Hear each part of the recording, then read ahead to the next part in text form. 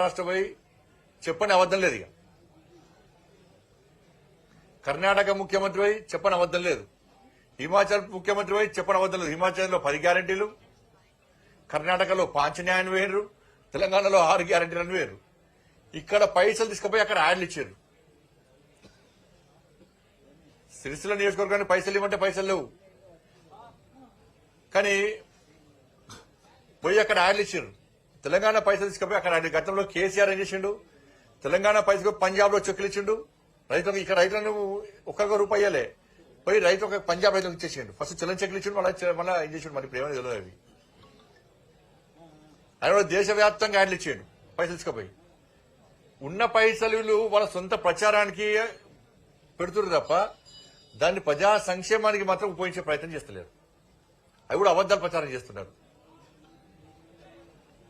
కాబట్టి మహారాష్ట్రలో కాంగ్రెస్ పార్టీ ఓటమికి ప్రధాన కారణం హిమాచల్, కర్ణాటక, తెలంగాణ రాష్ట్రాల్లో కాంగ్రెస్ పార్టీ ప్రభుత్వాలు వైఫల్యం చెందడమే, ఇచ్చిన హామీలు నెరవేర్చకపోవడమే మహారాష్ట్రలో ఐఎన్డీఏ కూటమి ఓటమికి ప్రధాన కారణము.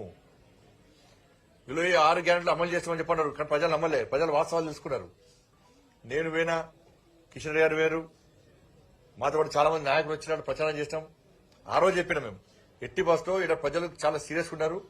నరేంద్ర మోడీ గారి మీద విశ్వాసంతో ఉన్నారు. కాంగ్రెస్ పార్టీ పేరు చెప్తూనే చేసుకుంటే ప్రయత్నం చేస్తున్నారు. కాబట్టి మహారాష్ట్ర ప్రజలకు కూడా తెలంగాణ రాష్ట్ర ప్రజల తరపున, తెలంగాణ భారతీయ జనతా పార్టీ తరపున ఓటర్ మహాశయులందరూ కూడా హృదయపూర్వక అభినందన తెలియజేస్తున్నాం.